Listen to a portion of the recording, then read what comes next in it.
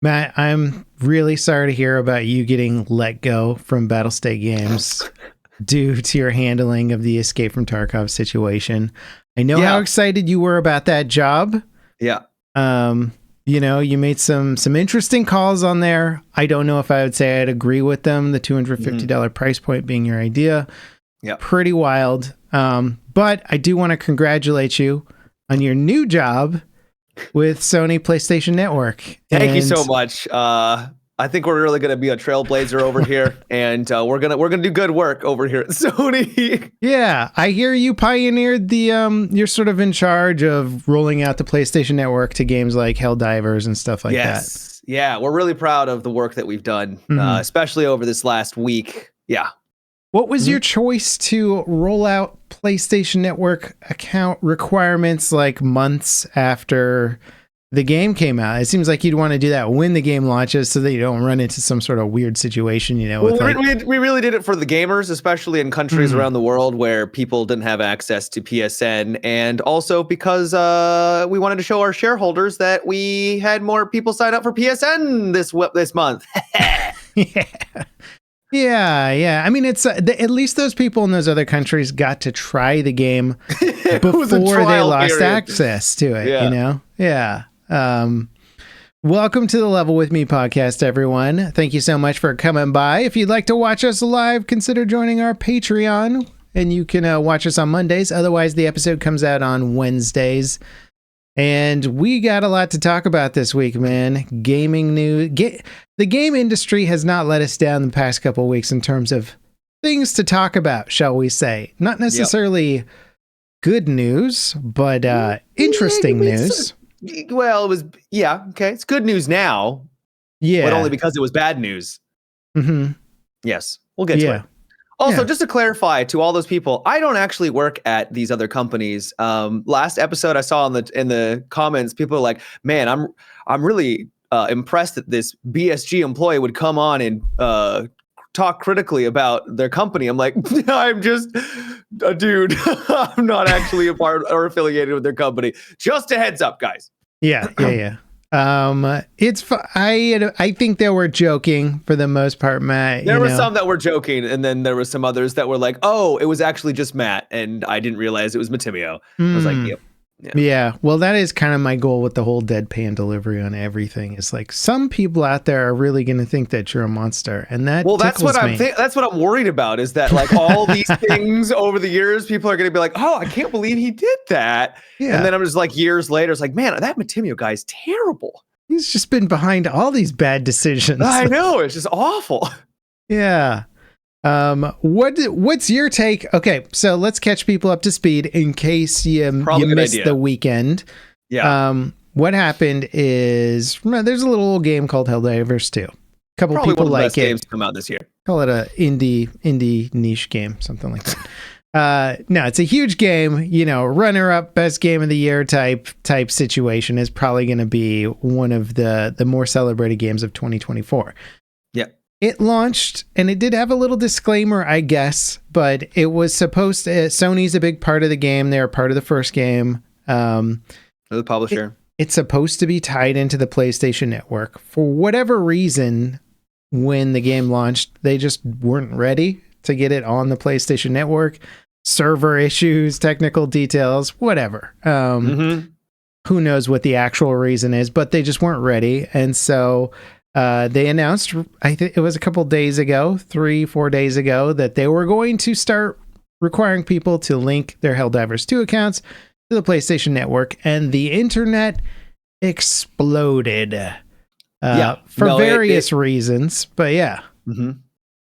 Not only did it explode, like everyone was talking about it, like to the point where it was like, holy cow, I feel like we're talking about this too much. But apparently not, because it did help. So what this meant is so for most people, your average person, it really wasn't that big of a deal. You have to, linking your PlayStation account, especially if you have one, isn't really that. I mean, yeah, it's annoying. It only takes a couple of minutes.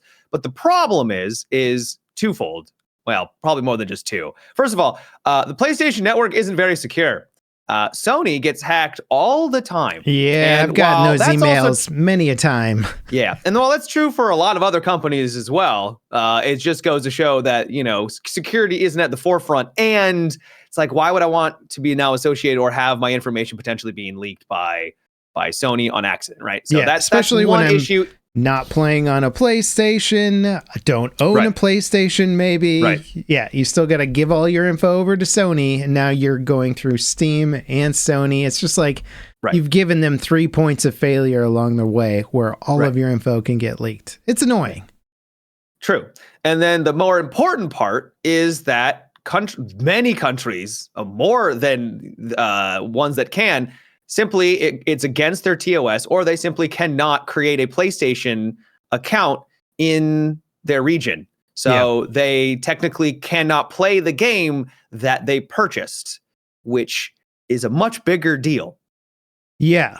So I don't know if this was oversight on Sony, or they just figured people would know, or they felt that they covered their butts by having a little disclaimer in the game so that when you bought it, there's a little line of text that says must have a PSN account to play this game, even though you didn't have to at launch.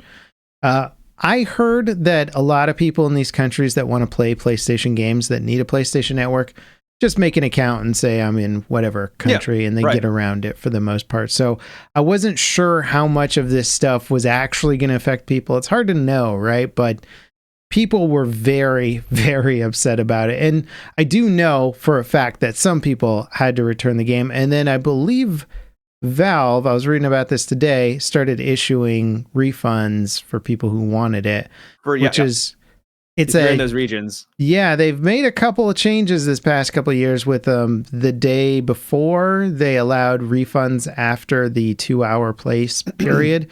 Yep. And now for Helldivers too, they're saying, hey, if you want refunds, since you bought this game that you can't play anymore, you can get them. And I wonder if that's truly what sparked Sony to basically announce, I think it was yesterday or over the weekend, that they were no longer going to pursue PlayStation Network linked accounts for Helldivers. And if you didn't want to link, you didn't have to. Yeah, well, I think, so that's great news. It basically, they created a problem and then fixed the problem pretty quickly, which is great. That's awesome. Yes. But I think it was twofold. I think it was the fact that you're right. It was because people were starting to refund the game, and they're like, whoa, how dare you do that? Yeah. And then on top of that, it was negative reviews on Steam. Mm-hmm. And I think it was over 200,000 negative reviews. I've never seen a game that had very positive reviews with a bolstering of 300,000 reviews. I don't know. It was a lot. It was a lot of reviews backing up that very positive, going to mostly negative overnight, essentially. I was like, whoa, power to the people, man. This is pretty incredible. It was wild. And yeah, exactly what you just said, power to the people. Because a lot of people were saying, oh, it's not that big of a deal. This is you can complain about it. It's not going to matter. But this is just another illustration where if you make a big enough fuss about something online, and especially if you do it with Steam reviews, that's really the only way that people can interact or express their discontent with a game is through Steam reviews. It seems like at this point, you can do Metacritic and things like that, but when it's effectively on Steam, the biggest platform on PC, and people go to that, go to buy it, and now all of a sudden you just see mostly negative, that might deter some people. It probably deter a lot of people, be like, oh, maybe I shouldn't pick this game up. It's a really bad look. Yeah. And so that does give consumers a little bit more power than I think they had before. Yeah, well, perceived power. I mean, we're still in the hands of Lord Gaben, and if Gabe hadn't, swung his wand and been like, refunds for anyone who wants, we don't know what would happen, So it is cool to see that we have this potential power, as long as Steam is being cool and doing their policy, but if Lord Gaben passes the torch to somebody else. So do you think that if they weren't doing refunds, do you think that they wouldn't have gone back on it? I think they would have gone back on it. I do think the so too. The impact of the reviews is important enough. And Sony's like, oh crap. yeah, we don't need their data. Just get us the money, right? Image is really important. Yeah. Well, also money is important to Sony. They would like a ton of money, and they're like, who cares about the PSN at this point? Like, whatever, fine. Like, we'll sell other data. We have tons of data to sell and use and all that stuff. We can get by without Helldivers too, but yeah, it's cool. It feels like the gamers won, but also we're winning because there's a platform that's just deciding that reviews are cool and that they're not going to mess with it. I did see an interesting discussion about basically Valve deciding when to enact their refunds for anyone who wants it policy, being kind of in favoritism of maybe their company or maybe some of the companies they don't like as much. So if Sony screws up, they're refunds like, for all. Yeah. Now, this obviously, makes us look that's good just and you look bad. Yeah. So I mean, none of that's confirmed, but you could certainly make your little theories about it. They are a competing company in some ways. Maybe they took a little bit of advantage of the situation to make themselves look a little bit better. It's hard to say. Yeah, it does give them the power to start slapping companies like Sony on the wrist. It's like, who slaps Sony around? Apparently, Valve slaps them around. Yeah. But I mean, it sucks. It sucks that the developers have to bear the brunt of just Sony policy. Oh, I felt so bad for the CEO and those. I can't even imagine the weight that must have been lifted when they heard like they're not going to go through with this policy and this requirement, because the CEO basically responded to a tweet like, "What should I do if I live in a region that doesn't allow PSN?" And he just responded, "I don't know. Period." And it was just like, man, you seem so defeated right now. I felt bad for him. I mean, it's insane because what that developer has done, what all the developers have done who worked on this project is they've created their dream game, and everyone in the world has loved it. Basically, it's been a huge success. We've been kind of in awe of the way they've been rolling out content for it and creating a narrative experience in a live service style game is brilliant. And then they just get hit with this thing that's out of their control. And they're just like, well, it wasn't completely out of their control because he was the one that apparently made the decision, or they made the decision. He says that we are partially to be blamed. We could have rolled out the PSN requirement at launch. And I feel like if it did happen at launch without any server issues or whatever was causing it to begin with, it probably wouldn't have caused this controversy. There probably would have been nothing said about this. Yeah, probably not, because it would have been known more readily, and people have been like, "Oh, well, I won't buy the game then," or it just wouldn't have been a big deal. Yeah, I really do want to know that. Like, we'll never know essentially, but how many of the people in countries where PSN is not supported have their workarounds? That's just what I want to know. Where if Helldivers 2 comes out, everybody's like, you got to play this game, and people in the Philippines, which I think is a country where this is not supported, are they just going to have an account? How hard is it to make an account? The thing is that I agree. Like, it may not even be that challenging, but also the thing is that, so this is a policy that some people were making the argument for PlayStation, like, oh, it was always supposed to be this way. They're just finally enacting their policy. Why are you making such a big deal about it?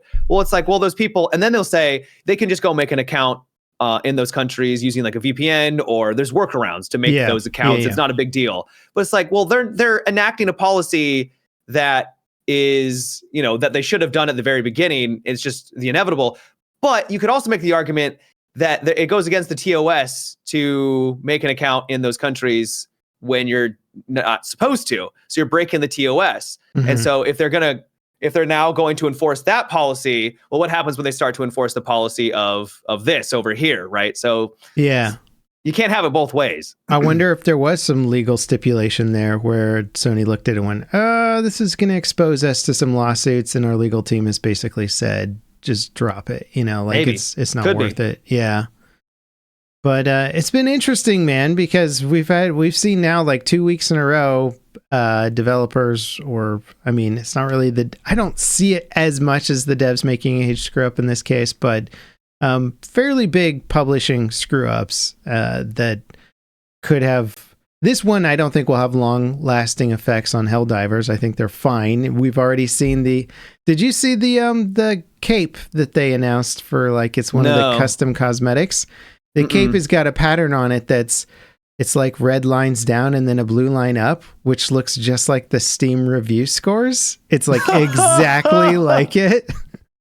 And that's the design amazing. On the back of the cape you can get in Helldivers too. And I'm like, oh, that's pretty funny. Dude, that's great. Yeah. Well, good for them to have a little bit of a sense of humor about it. Yeah. So I think they're back with they're back. Helldivers 2 isn't going anywhere, but especially if they bring in the third faction, I think people will just be all will be forgiven, I think, eventually. You just got to give it some time.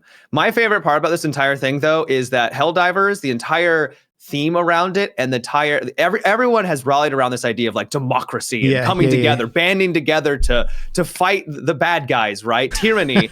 And then Sony surprise, tyranny of Sony comes in, and everyone just bands together. It was so fitting to see that result. Yeah, it was very funny to see people say the game trained us to work together to fight the tyranny of this, and then Sony comes in and gets absolutely bitch slapped by the community. It is very funny and entertaining. Do you think we have too many accounts? Do you think we're like... It is pretty ridiculous at this point. Got a PSN account, Xbox account, you got all of your streaming accounts, you got Steam, Epic, GOG, good Lord. You got small indie companies now require you to like sign up on their website.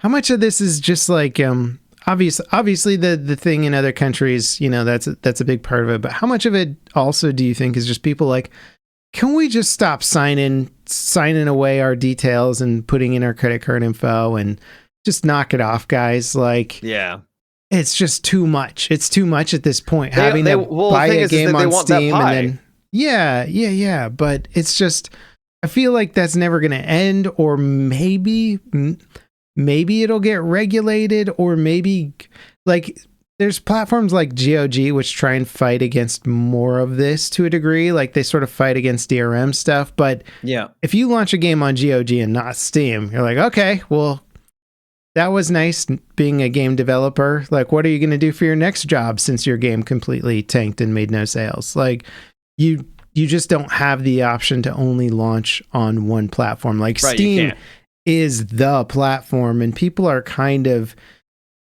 like, I mean, be honest, if a game came out on GOG and Steam, where are you going to buy it if it's the same price? Yeah, right? So 100%. Am I. Because we've got our friends list on there, everything's worked in, it's just easier to have it on one platform.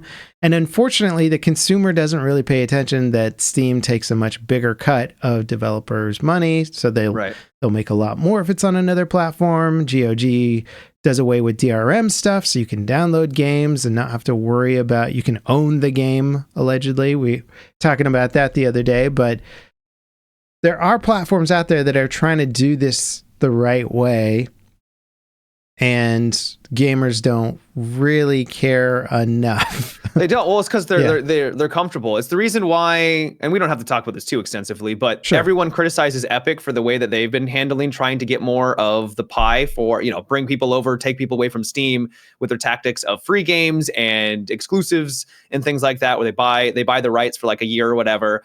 And people are like, how dare you? I mean, it sucks. I don't like it either. But just make a good platform, make it better than Steam, and then you'll be successful. It's like, no. There are platforms that are better than Steam in a lot of capacities for the developers and even for the users.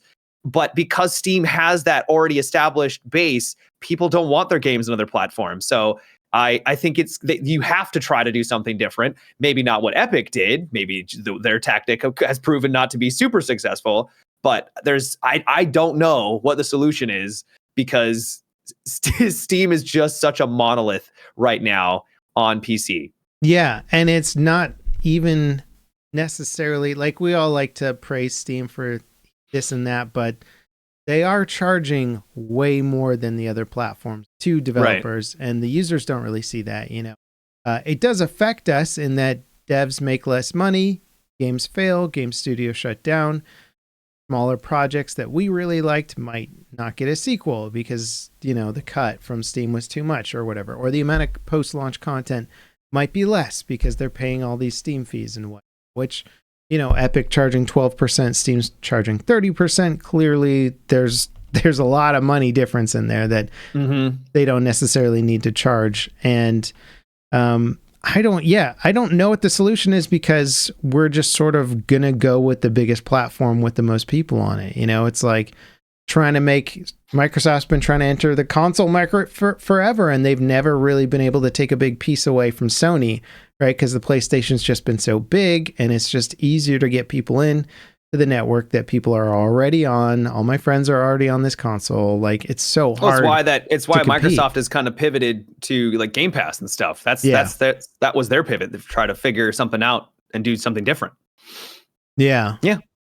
It's a wild situation, and I hope the conversation evolves a little bit more into just like Sony bad, gamer good, or whatever, into sort of these monopolistic platforms and these highly anti-competitive practices between the major companies and all that stuff.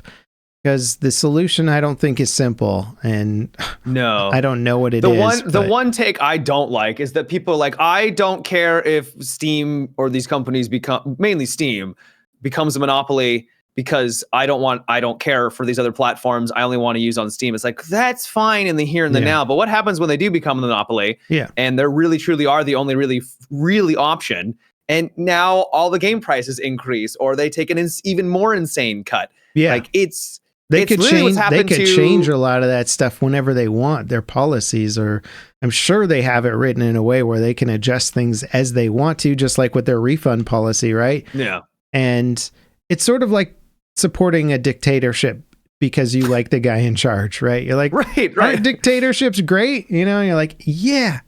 Right up until the next guy comes around. Until it's not. Yeah.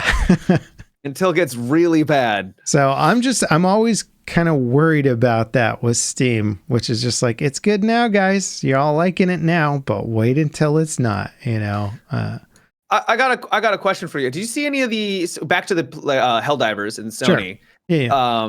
A lot of people were praising, maybe not praising, but excited by the fact that they reverted their policy. They're not going to go through with it. But then I saw a lot of people, like even some prominent like content creators, and being like, you're like, this is a stain on your company, and I don't know if you're ever going to be able to. No, don't shame them for that. That's ridiculous, because they did what you want them to do.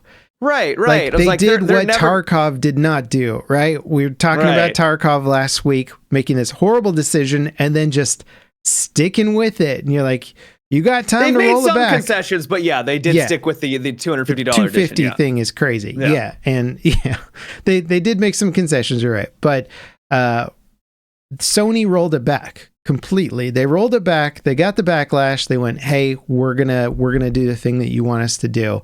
So at that point, sort of take your victory, gamers, take your victory, content creators. It's kind of how I saw it too. Yeah, why are we shaming them? Because what does that tell the next company, or even Sony the second time around? Yeah, they're not going to appreciate us changing this policy for them, so why should we do it, Okay, I'm glad I'm not the only one, because I saw that. I was like, I get, they're gonna have to rebuild trust, but like they're never gonna be able to like come back from this. This stain will last with them forever. It's like, really? Like, it was a problem, but really? This seems a little exaggerated. Yeah, people need to treat relationships like reinforced learning opportunities, right? Or it's like, if they do the thing I like, praise them for it. Say reward thank them you for that. If they do the thing I don't like, then take the opposite approach. And they're like, hey, Sony did the thing we like. Let's slam them. It's like, this is not gonna lead to anywhere good, guys. You're not gonna shame them into being a great company in the long run. Like, and it's not that I assume that Sony's gonna, they're gonna try other tactics and do other things to try to get more people to sign up to PSN. I'm not ignorant to that fact, but at least we can take the W here and at least be happy about it. And it just seems like they're not going to make this mistake again. It's now, I'm sure it's now policy. Anyone that's signed up with Sony as a publisher is going to be like, PSN, at launch day, no exception, the end, from now until end of time. Right. And so that's ultimately the policy that that has changed through this whole ordeal. Mm-hmm. Yeah, it sucks that we all have to sign up for PSN, but I think that part of it is that Sony's still relatively new to the PC game in terms of like turning their titles over into PC titles. Like it's been happening. I'm glad they're doing. Yeah, no, I'm very happy about it too. I made a video today where I was like, thank you, Sony, so much for making more titles on PC. Also, don't piss us off because we will go ape shit on you. Don't make any mistakes so the PC community will ruin you. Yeah. But welcome. Thank you so much. So they're still relatively new to kind of ingesting the PC crowd to the PlayStation stuff. Because let's be honest, the PlayStation Network doesn't really make much sense in the PC sphere. You could argue Xbox account, whatever. It's Microsoft. You're playing on Windows. Okay, maybe there's a conversion there. But yeah, PlayStation Network, you're like, why do we? Okay, whatever. At this point, it's just a Ubisoft account. It's just an EA account. It's just another one of those accounts. One more accounts on the list. Yep. Yeah. But, those accounts literally exist because EA didn't want to pay Steam 30%. So they created whatever the heck their launcher is. Now, it was Origin. Now it's just EA. The EA app. EA app. Yeah. They created that because it made them more money to not launch it on Steam. And so now they keep it as a backup, right? Because now you can still buy it directly through EA app. Then they don't have to pay Steam that 30%. And so it's still worthwhile for them to keep an entire game store open and running for their company. Just because the people that don't buy it on Steam and buy it through the game store directly will still, it's like almost selling two games. Yeah. Yep. They get way more money. So all these game stores, I think, are also kind of a result of that aggressive. But it also goes to show how powerful Steam is, because these monolithic other giant industry businesses, EA and Ubisoft, used to be exclusive to just their own platform, and then out of nowhere they started coming back to Steam. It's like, well, they did the math. They tried their experiment. They're like, oh, we're actually making less money because we're not on Steam. Like, we don't have as much pull as we thought we did. Steam is just that big. People will physically just they won't buy on other platforms. So we have to be on that platform. We'll still have that as an option on our own, but that's just the influence that Steam has. Do you think so? It's interesting because this has been an ongoing battle, like with Epic and Apple, about Fortnite on iOS and stuff like that, where the end result of that in some countries has been Apple now needs to allow for side loading and like other app stores on their device. It can't just be the Apple App Store.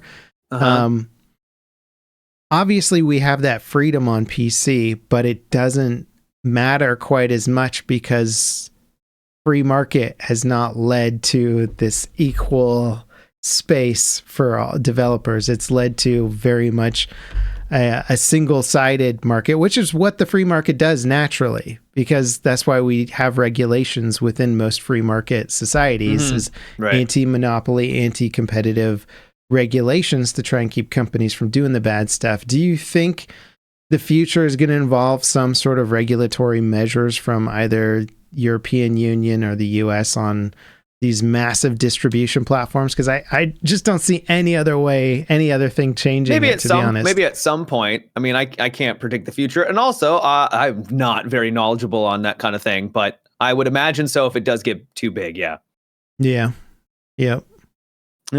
We're living in it now, though. We'll tell our children when they grow up. Back in my day, Steam owned everything. You couldn't buy a game without a Steam account. Yeah. And now they own the world. Yeah. Speaking of exclusivity, how excited are you for the next Batman Arkham Shadow game, baby? Oh my God, let's go. It's on VR only exclusive Meta. Is it Meta? I can't remember what it was. Yeah, the MetaQuest 3, which I'm like, wait, is it actually only the MetaQuest 3? Because I have the MetaQuest Pro, which is like a year before that. And I have no idea. Even in a more expensive headset. And I'm like, wait, is it not going to play on my headset? I'm going to be livid. I would be surprised. I mean, who knows? Maybe. Yeah. Are you going to you're gonna put on a cape and just be like, I'm Batman, and just I already do that every night right before I go to bed. I got my my Batman undies and everything. Yeah. I do like the idea of playing Batman in virtual reality. It does sound appealing, to be honest. Yeah, it's cool. Yeah, I hope it turns out well, but I won't lie. I saw that and I was like, I got excited because I like Batman, and then I saw what it was and I was like, oh. Yeah, okay. I mean, it's meta throwing big money at an exclusive game. That I feel like Batman in general has kind of been taking some hits, like all of or really just GC in general. Yeah, like the last couple has just been really rough, at least when it comes to gaming. I feel bad. Yeah, well, it's honestly, the Marvel and DC world of gaming is always just uninspired. The coolest thing about the game is that you are playing the character you like, usually, and then the rest of it is just like, it's a fighting game or it's an adventure game. It's usually not the game itself that's drawing you in. I would say, with the exception of a few Arkham games that kind of had the Arkham Knights, stuff. But you didn't even play as Batman. Like, you played as the kids, which was fine, but it didn't. That game was pretty average. Yeah. And I'm wondering when those IPs are going to figure it out that they can actually make a good game that also is about their IP, where it's not just make a game that just feeds off of our IP, but just doesn't do anything inspiring at all. It's just like, it's a game, Right. It's like they had that originally with the Arkham series, and then they just let that wither away and die. Yeah, but I'd even lump Marvel into that category to a degree. Yeah. I agree. I liked Marvel Snap. I'll give them some credit for that, for creating a semi-innovative. I hear that card game was also really not that card game. Sorry, it's not a card game. It was like the XCOM developers Midnight Sun, I think it was what it was called, and I heard that was actually pretty good. Okay, what is that? It was like a AAA. You made your own superhero, and then you teamed up with I think it was Marvel, all the Marvel characters. I think even like X-Men was in there too. And you went on missions, and it was like kind of like XCOM, where not XCOM, but it was turn-based, and you like comboed, and I think there was cards too. That's I'm not doing cool. a very good job of describing this game at all. It's kind of hard to describe, but it does sound out of the wheelhouse of something that those companies would do. So that is cool. I heard it actually was good, but more niche, but had a really large budget for what it was. So yeah, which is cool that a game like that was even made. Now, speaking of niche, have you ever heard of the game Pools, Matt? No, someone talked about it and said it was like I have heard about it, but not a lot. I think you might enjoy playing it on stream, to be honest. It's like an MC Escher painting meets a public pool in a game. Which, if you're listening and you don't know what I'm talking about, there's no other way to describe this game. So you literally every picture is of a different pool. So are you familiar with the backrooms phenomenon? Yeah. They're like horror kind of stuff. Yeah. Yeah, it sort of started off as horror. This game is more like creepy. But also it's like playing an art installation. Okay. I've been playing it a little bit, and I'm very impressed with it. Like, I think the devs are super talented, and it's just this bizarre thing where you're just exploring these back rooms that look kind of like public pool areas, but are, I'm trying to remember what they call it. Limnan. There's like a term for it, which basically means between where you were and where you're going. It's sort of this in-between space concept of just like purgatory. Yeah, where reality kind of breaks down. And okay. I think this is I never jumped on board with any of those backroom style games before, because they all just looked very kind of whatever. They're low budget, weird. This one it's still 4 devs, I think, that made it.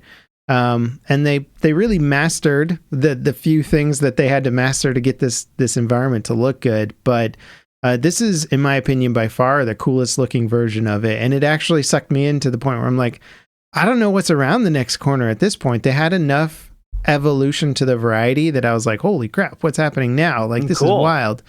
I do recommend it. It's fun. It's creepy. It's weird. It's not cheesy creepy too. It's not like, we're going to have monsters jump out at you from whatever. I don't think there's any monsters in the game. So it's just environmental creepy stuff going on. Interesting. Yeah.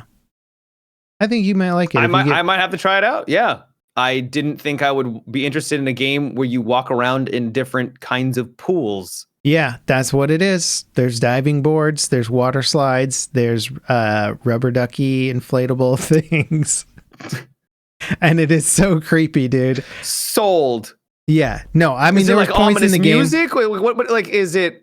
There is a little bit of music in it. Not a lot though. Very little. So like the music isn't background music. It's like you'll hear music and you'll start walking towards it and there'll just be like a speaker and it's playing some super obscure song that sounds like it's from like the 60s or the 50s or something. Yeah. And it feels like you're in an episode of Twin Peaks, if you've ever seen that show. Haven't, but okay, kind of have a general vibe of what that is. Yeah. Watch some Twin Peaks and you'll immediately recognize the music and you'll just be very like, okay. Yeah, unsettling, sort of out of place music that becomes oddly catchy. No way to describe Twin Peaks either without watching it. You just gonna have to watch that show. But yeah, I recommend it. I was very impressed with this weird little game that I thought was going to be gimmicky. And I was like, this is actually very artfully done. And like some talented people put this together. Nice. Yeah. Speaking of some talented people, did you get a chance to play any Gray Zone since its release? No, I didn't hop on. I've been busy, man, but I have watched a few people hop on. How about you? I had a chance. Yeah. I'd say it's better than what we were able to play. That's what I heard. The AI were more responsive and stuff. Yes, much more responsive, which was a huge. You wouldn't think that having responsive AI would be a big deal. Boy, is it! I play Star Citizen, sir. I don't need my AI to respond to me. Yeah, it's nice that when you shoot at them, they die. Yeah, and they don't just take like 50 shots to the chest and then spin bot around and then shoot you. I mean, they still do that, but the spin botting part, but not the absorbing excessive amount of rounds. Yeah. I liked my time a lot more, I think, because of that. It felt a lot more like a complete game because everything was more responsive. Mm-hmm. But pretty much a lot of the critiques and things that we were discussing before reared their head. Camping of LZs, not like, because they made some improvements where now you have like immunity, like a 5-second immunity, and you can shoot while so you can't like camp directly at it, but there's still some. You just LZ wait a second until like chopper's gone. All right, mow them down, boys. Right, yeah. But it does give you at least a little bit of time to like disappear into the foliage, and boy, can you disappear. Yeah, dude. I noticed that seems like their quick fix for the game, where they have more long-term fix ideas that are just going to take a little longer to implement. And this is like, well, what can we do immediately? Okay, we can give you some spawn invulnerability so people can't just snipe you as you're dismounting the helicopter. Right. Yeah. Not perfect, but I've been following it because it's so it got, I think it's mixed reviews on Steam, and I kind of expected. Yeah, you expected it, and we had this long discussion about it last time, which was first impressions make all the difference. But they did sell, according to their last tweet, which was last week, I think, so it's a little bit older now. They sold 400,000 copies of the game. Nice, that's money. So while first impressions, they do count a lot, and I'm sure they would have sold more had the game been more finished and whatnot. Yeah, it seems like there's enough people around where as the game gets better, I think they'll usher in the next wave of people. They'll be like, hey, it's better now, guys. Gamers are insatiable right now for any FPS game that is halfway decent, because there is like nothing new. Well, an extraction game too. Now that Tarkov is pooping the bed. Yeah. And they're like, please, Gray Zone, please save us. And Gray Zone's like, all right, we'll give it a shot. Give us a little time to make some actual content. We made a cool jungle map. Their vision for the game is really exciting, though. I'm looking forward to it. There's going to be like capture points. I can't remember if we talked about this in the last time, but I didn't hear the long-term vision stuff too much.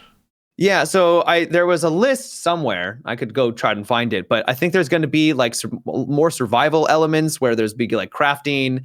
I think one thing I noticed is that when I'm wandering around in this world, it would have been like so cool to like be able to set up like a little camp and just kind of hang out in the woods, because there's just so much nothing there. Yeah. And that'll also be remedied. There's apparently going to be a lot more things. There's going to be more biomes that you're going to be able to explore. I think there's going to be like snow and like desert biomes, I think all within the same map. So that's really fun.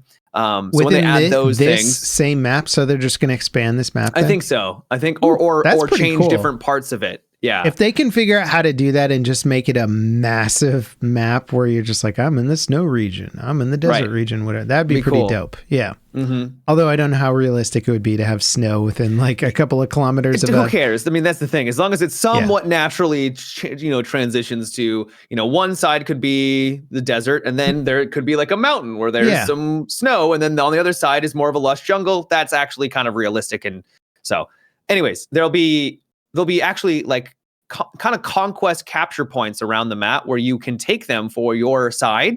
It might be a little bit more advanced than your normal conquest in Battlefield, but once you take them, they'll give you new quests. There'll be different merchants that are exclusive to there, and those merchants will have unique items that you're going to be able to use to then allow you to then potentially take out more. And I like that idea a lot, where if you want to do the higher level quests, your group has to capture the point, and the other group might want to do this high level quest too. So now all of a sudden you're fighting over the quest points just so you can run the high level quests and get the next gear. And I'm like, that's kind of cool. That's a neat way to engage PvP stuff a little bit more.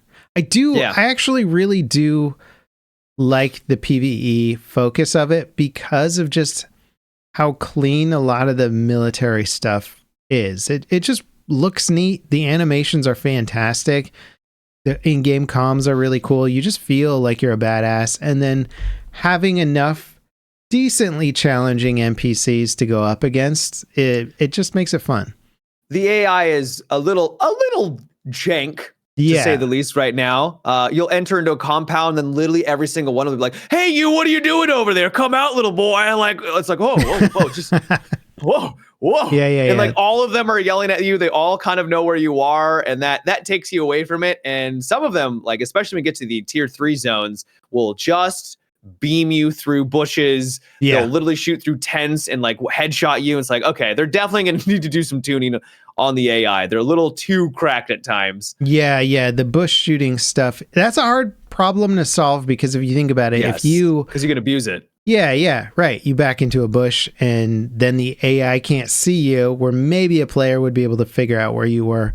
Now you can just, abuse it to your heart's content. So that's such a hard one for them to solve. I hope they can solve it. Yeah. But I think they have a great foundation from what I've seen so far. I do want to get in and play it a little bit more, but I also see how limited the game is at the moment, where I'm just like, well, it's really gonna, like, the most entertaining stuff I've seen in the game is other people making fun with it, right? It's like Star Citizen. You gotta figure out your own thing to do within the game to make it fun for you, because the content isn't totally there yet to keep you entertained for hours and hours and hours. Also, I hope that the community can be open-minded, because I'm already seeing people defend mechanics that are kind of lame. And just because first, one thing that kind of worries me is that the developers, the helicopters are incredibly loud, right? Mm-hmm. They're really, really loud, and you can minimize it by putting on headphones. There's like earmuffs that you can put on, and then it sounds actually kind of nice, like you're on a plane or something. Yeah. Besides the point, they've said that they want that because they want it to be immersive.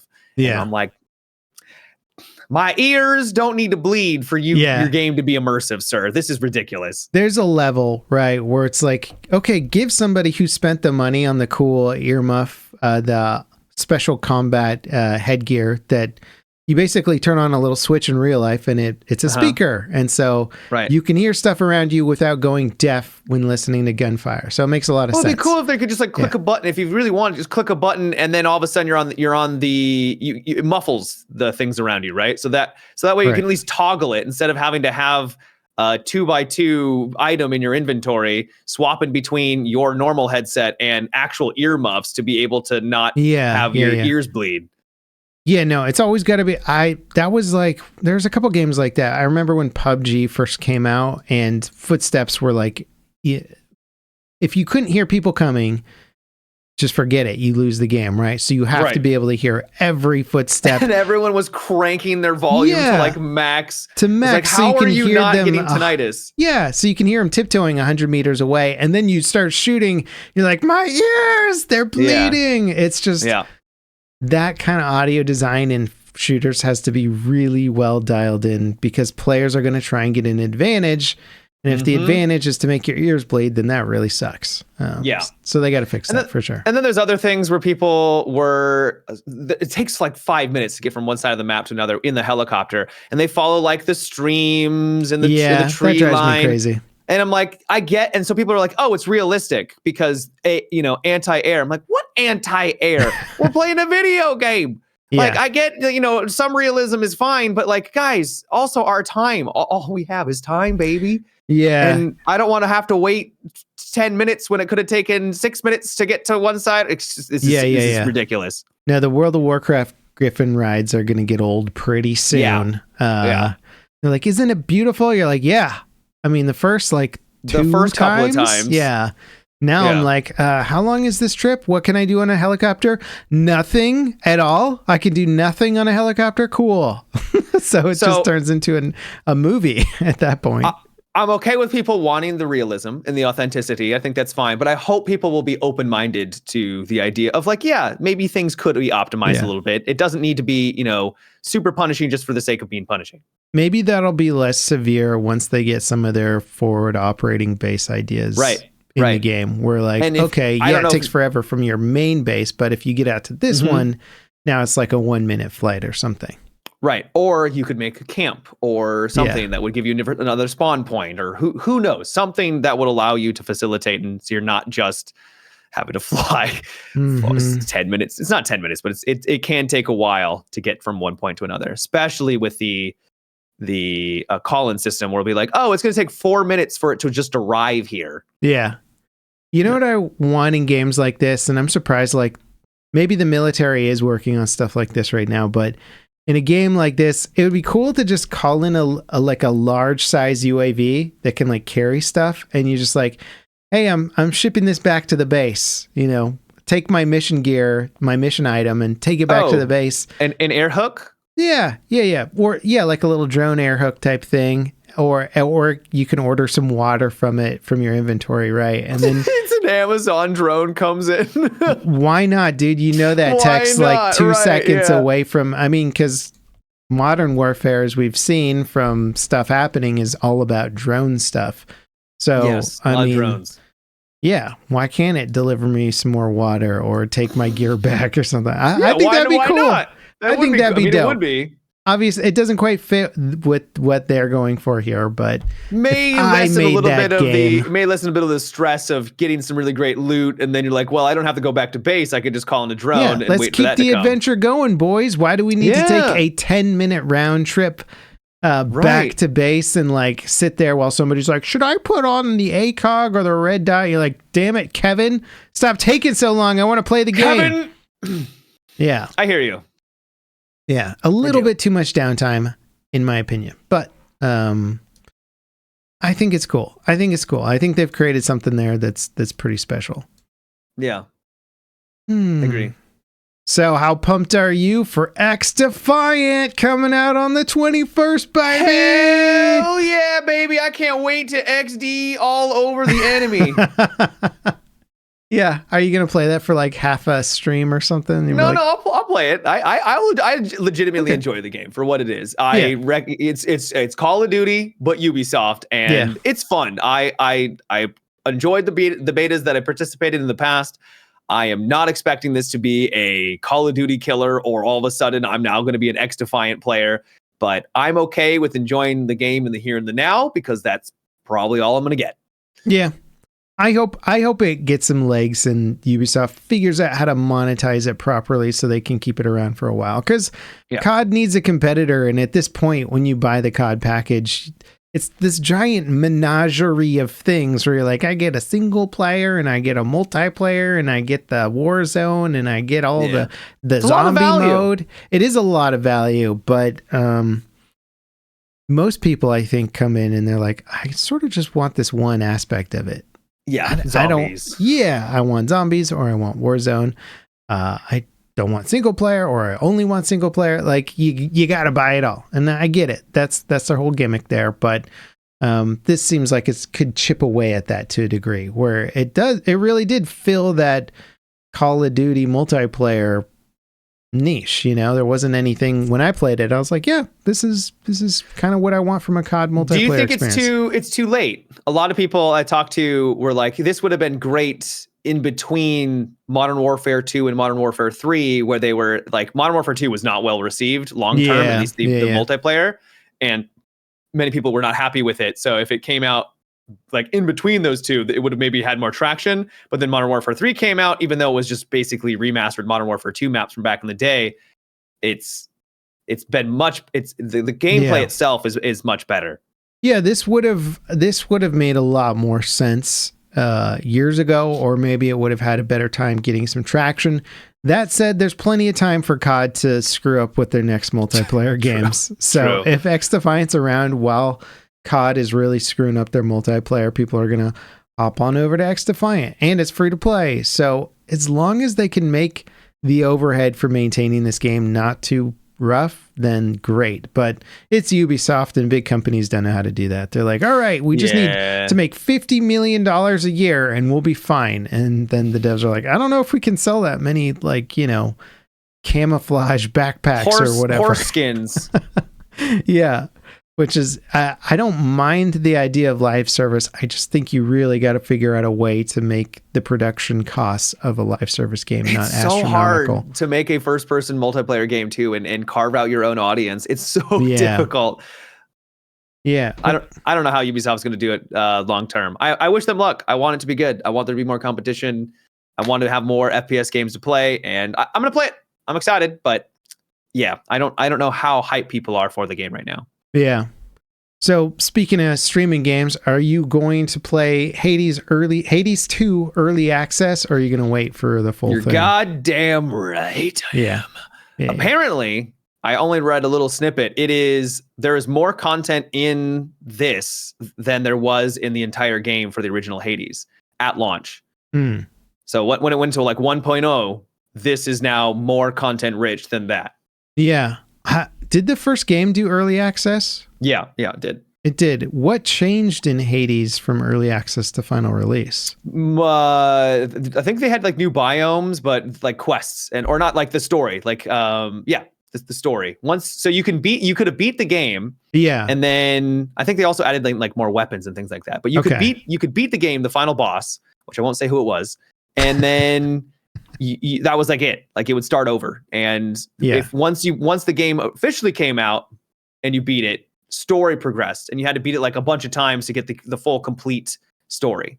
Yeah. Okay. Because I only played it after 1.0, and so I wasn't sure what was in there. Okay, that makes more sense to me. I've been sort of on the fence about it because I'm like, I don't know if I want this type of game to be early access because I don't want to have to come back to it later after I've sort of gone through my obsessive play session with the game and then be like, oh, I missed out on all this narrative content. That the Hades narrative content was really good. I liked it a lot. Well, that's also the problem that I ran into is that I put so much time into it in early access that I beat it all like a ton of times. I had a ton of fun, and then the game went out in 1.0, and I beat it a couple of times after that. And the story was cool, but I was like, do I really want? I just stopped because I was like, I've already done this so many times. That's very interesting because I'm not in a position like you where it's great streaming content, and if I stream it after 1.0 comes out, it just won't be the same interest level for my fan base. Like I'm just not going to make any content about it because I know, but that makes me think maybe I'll want to wait because I really enjoyed playing the story all the way through with the first Hades game and like seeing the constant evolution of the story. I just enjoyed it so much. So I don't think I'll come back and play it if I do the early access thing. So I think I might wait.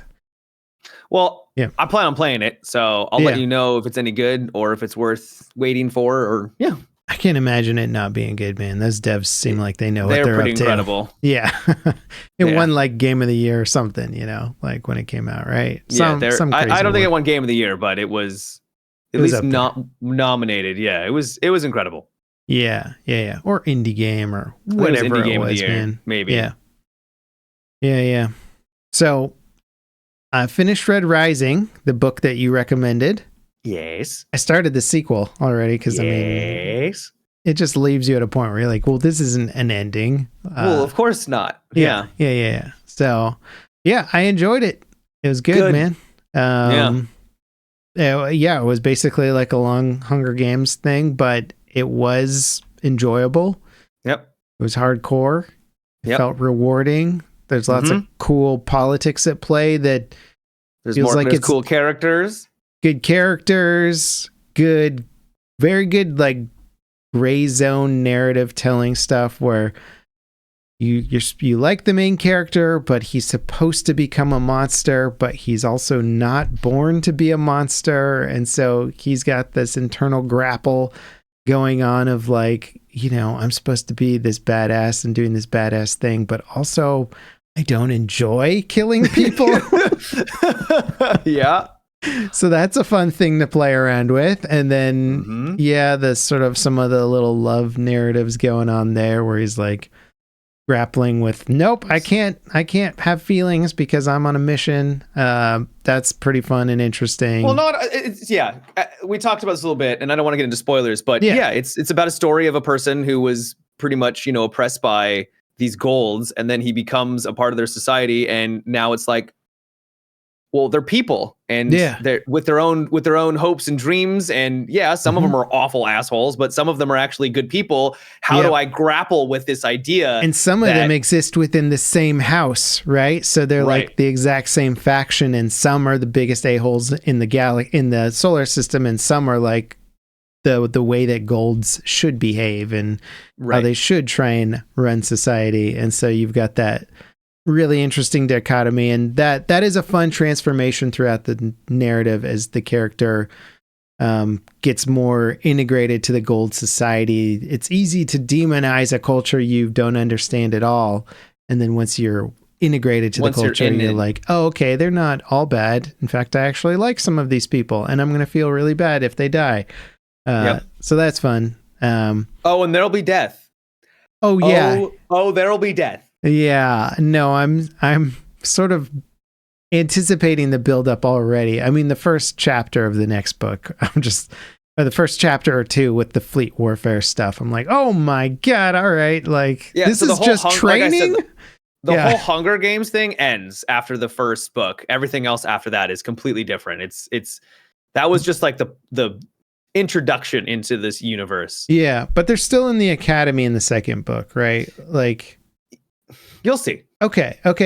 That's because it's like a fleet training op or something, but the way that it goes, I was just like, this is what they do in training? Dear God. I don't remember specifically because it's been a while, but like I said, the Hunger Games is over. Yeah. Okay. So I did enjoy it a lot, enough to immediately start the second book. And so... Well, good. I'm glad. Getting through that one. Yeah. It's one of my favorite series ever. And especially now that I've read the last 3 books, there's going to be one more called Red God, and I cannot wait. Oof. Red God. Yeah. Oof. Sounds good, man. I'm excited. Red Rose, essentially. Yeah, right? Rose as in like they raised. Yeah, I don't know. Anyway, terrible title. That's terrible. That's fine. We'll just keep it rolling. We'll do it live. Yeah. Wrexham came out. The first 2 episodes. Super good. Highly recommend this show. It's on Hulu. It's about Ryan Reynolds. I need to watch it. I was gonna watch it, and then I was like, oh, it's on Hulu, and I didn't have it set up, so I just I didn't. Normally, I don't talk about F1 on the podcast. I save it for after the podcast for our Patreon members, but it was a good race this weekend, man. It was fun. It was in Miami. Like, when they do F1 in Miami, it's like Americans like, we got to go extra American today. And like... American. the flags are 10 times bigger. It's Miami, so everybody's like loose, like not wearing anything. It's sunny. The truck nuts are bigger. Yeah. Yeah. We got Matthew in the comments right now saying was a good race. It was incredible. Lando Norris, and a very talented racer. Some would say he's probably seen as one of the second best, if not in the top 3 or 4 racers in all of racing. He hasn't won a Grand Prix yet. He's podiumed a lot, which means he finished in the top 3. But for one reason or another, he just couldn't quite make it there. And he's been racing for a team for McLaren for a long time. And he stayed really loyal to them, even though for quite a while, their cars just were not even in a competitive realm with the top teams. Finally, McLaren is like making some upgrades and becoming competitive. And he won the race today. Nice. Dethroned Max, who came in second place. What happened to that Max character you guys always are talking about? Well, there was a little bit of a caveat to this because was there a crash? Yes. So I don't even fully understand how this happened because there's weird stuff that can happen in F1, but there was a wreck. Some cars went off the road. Drivers are okay, but they got to clear the track. And so when they got to clear the track, because you can't race at full speed with another dude like, hey, try not to hit me over here, it'll definitely lead to somebody dying. Right. So they bring out a safety car, which pulls onto the track, and that safety car sets the pace, and nobody can pass that car, and nobody can pass anybody else. So they all just drive behind the safety car at a safer speed until the track gets cleared, and then the safety car pulls back into the pit lane, and everybody goes racing at full speed again. The safety car came out in between the wrong cars, and they didn't know how to properly remedy it. So Lando Norris pitted in the exact right moment in which he needed to take advantage of the safety car. Because if you do a pit stop when a safety car is out, it penalizes you. And then basically Lando Norris came out and he was like in front of the safety car in this weird order. So he basically got first place by taking a pit at the perfect moment during the race. Time. It was like nobody could plan it. It was just whoever happened to be in that slot to get into the pit lane. So I think he went from like 4th place into first place and with brand new tires because he just did a pit stop. And so Max is behind him with eight lap old tires, and so he couldn't keep up with it, and Lando got first place. So that said, as much as it felt like the race was kind of handed to him on a silver platter due to that sort of just insane random chance, he had some victories essentially pulled away from him for equally BS kind of situations. So makes for good television. Yeah, it was. And everybody was very excited about him winning. Even Max, who's like apparently really good friends with him, was just like, good job, buddy. He wasn't like upset about the race essentially getting taken from him. But yeah, he wins all the time. They say he wins for fun now, which is funny. He just wins for fun. From the sound of what you described, the man is an absolute savant behind the wheel. So it doesn't surprise me. Yeah, and in chat, Atif is saying, and so that's how you beat Max Verstappen. Technicalities, for the most part, the man is a monster. He's like the son of 2 racing parents. I mean, like he's genetically born to race. I don't think that's how that works, but yeah, it is. Yeah. It is. You've got the athlete genes, you got the racing right? genes. Yeah. Well, I mean, if both of your parents were actually both really good racers, they have the genetics that would make you good racers, which is extremely good reaction times. So I'm not saying every kid they have copious amounts of money. We know how genetics works. Not every kid you have is going to be the next I get you. Great racer, but Max got the genes, and it's cool. That is cool. There was someone posted a clip on social media of it was like, I forget which football player it was, but it was like a wide receiver in the NFL. So receivers in football have to have incredible reaction times, right? Because they got to turn around in half a second, catch a ball, do a cartwheel, all this crazy stuff. Yeah. And so they were doing reaction tests with one of the guys who races in F1, and like the difference was very noticeable. I think I saw that video. Yeah. So that was interesting. I would actually be curious to see like in a more scientific test, like how much faster are F1 racer reaction times compared to like other athletes, where it's more about different types of strength skills versus pure reaction time, which F1 is much more pure reaction time focused. It's endurance focused as well, but yeah, it's cool stuff, man. I'm excited for McLaren too, just to become a competitor, because they haven't been a competitor for a long time in terms of being in the upper echelons of cars, but it looks like they could be positioned to actually be up there, at least second to Red Bull, potentially, if they can keep up their good luck. Yeah. Cool. Yeah. So that was fun. That was exciting. You watch anything good, man? I didn't really do a whole lot. I've been a bump on a log level cap. I've just been... Have you been streaming? Nothing. I've been streaming a lot. Yeah, I've been doing a lot of streams. Finished off Stellar Blade. Kicked that final boss. I knew you were gonna finish that one, man. Oh yeah, definitely finished Stellar for all Blade the right reasons. You wanted the new cosmetic unlock at the end of that game, right? You know it, baby. The like V bikini or something, right? Yep. I mean, I did unlock the bikini skin. It's true. Yeah. And it was a lovely What did skin. You wear while you played it? Be honest. I wore the Kill Bill outfit. So you basically, it's the least revealing like outfit in the entire game. Yeah. You were just embarrassed. Well, I wasn't embarrassed, but it was like maybe a little bit. But some of them are just so over the top. Yeah. I'm looking up, like there's this one moment where there's this huge like elevator, space elevator, and I'm like looking up, and then I realize like we're basically just looking at her ass cheeks, with her like upskirt. And I'm just like, I'm not looking there. I'm looking up. Stop, please. Yeah. So yeah, it's a tastefully done game. I don't know what you're talking about. Nobody has any reason to criticize the hypersexuality of that game in any way. It's just a cool sci-fi game where you fight monsters. I didn't even notice that there was women in it, to be honest.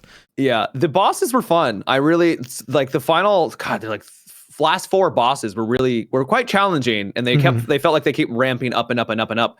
That final boss was really difficult. The one critique I had for it is that by the end, you kind of feel like you're having to juggle your abilities to stun the boss, because they just come at you and they just never stop. So you kind of have to do the same thing to them, where it's like, I'm going to throw down a grenade, which causes them to fall down. And then I do my combos. And then when they get back up, oh, what's that? Another grenade. You're back down on the ground. Yeah. And I didn't really necessarily like that. I felt like I needed to do that to like get the leg up and kind of keep the momentum in my favor.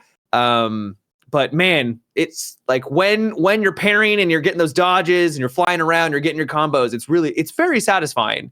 So it's a small critique on what I thought was a pretty fun combat. Yeah. Yeah. Dark Souls with boobies. With a really attractive protagonist. Who has good sense and fashion. All right. Yes. Yeah. Well, I know you've been just like, I didn't talk about Star Citizen last week. So you're like, please level. God, I was hoping you were going to say something about Star Citizen. Let's go, level. Hit me with it. All right. Well, Invictus launch week, the in-game lore is that it's the event in which we celebrate the Navy, right? The UEC, whatever Navy, whatever they're called. I don't know anymore. Starting on May 17th.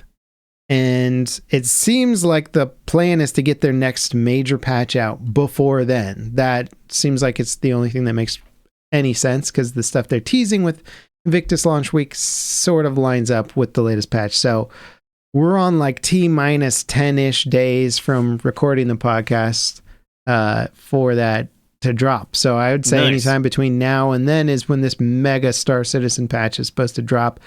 That said, it is still being tested every day, and it's buggy. I was like, I can't really get excited for this, but I'm excited for you. Yeah. There are going to be, people have been glitching out the Javelin in universe now. You can now get into the Javelin and fly it around, which is that mega ship. So it's got like a bridge and like gigantic cannons on it, and like, I don't know, a bunch of other stuff. So that's cool. There's another mega ship coming into the game that apparently is going to do a flyby during Invictus launch week, so that'll be neat to see. Cool. Yeah, another supersized ship. They added like a Ducati racing bike into the game. And yeah, it's just about this patch. We're all just waiting for the patch, and I think we're like a week-ish out from it. So I hope it turns out well. Me too. You gonna hop on and Star Citizen with me? I mean, if you want me to, yeah.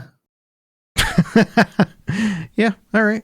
I'll do it. It's like, if I have to, I will. If I gotta do it, I will. I'll do anything for you, Level Cat. Well, maybe not anything, but all right. Star Citizen, I'll do that for you. All right. Legit, yeah. All right. I'm down. Right. Tweets. Hopefully it'll be stable, man. I don't want another. They always do this where the free fly week is like, let's drop a patch and a huge event that everyone wants to see and make it free all at the same time. Yeah, and then the game is horribly unstable. Yeah. Instability. Yeah, because they do get a lot of people on when they do free fly weeks. Like a lot of people drop. That's how I joined. Yeah. So it's just like, I don't know why they do it every time, because you're like, the first view of Star Citizen, is it running like absolute garbage? Yep. But hopefully the performance optimizations with this patch really do get refined, and we can start turning on that DLSS and FSR stuff and getting some decent FPS. Yeah. That'd be awesome. It would be indeed. But yeah, that's my Star Citizen report. Not too much to talk about because we're just waiting for the mega patch, but mega patch soon. Oh, I did do something this week. I tried out Overnight Oats for the first time. You know what Overnight Oats are? You take oatmeal, like oats, and then you put milk and yogurt and chia seeds. You stir it all up. And then you leave it in your refrigerator overnight, hence the Overnight Oats. And it tasted like oats that were drenched in milk overnight. Ooh, you really sold that one to me. It was actually not that bad. It wasn't that bad. Because you think like, oh, it's going to be like, because you need to cook the oats. You actually don't need to. It just absorbs the chia seeds and all that absorbs it. It wasn't.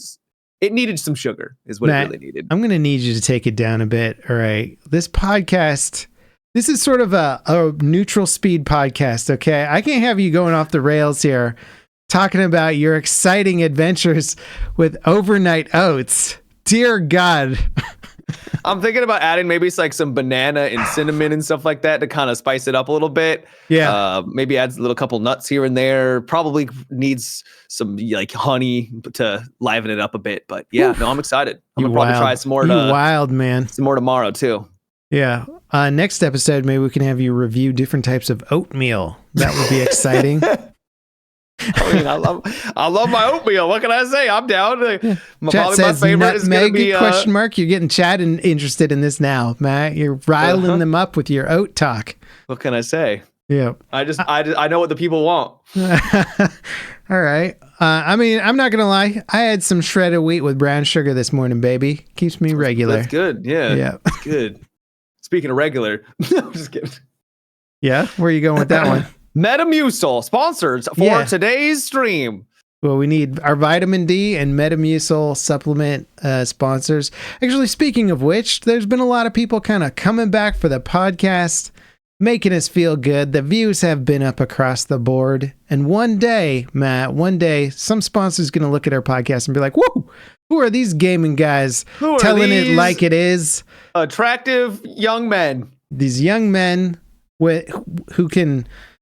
incredibly good speakers. They never pause or step over themselves or stutter, and they just tell it like it is. They're always on point. Their historical facts especially, always know what they're talking about. Incredibly articulate. Let's throw some money at these guys and get them some sponsors. One day level cup. Yep. Vitamin D, Metamucil, maybe Tidy Whities or something while we're at it, Just I'm something. Down.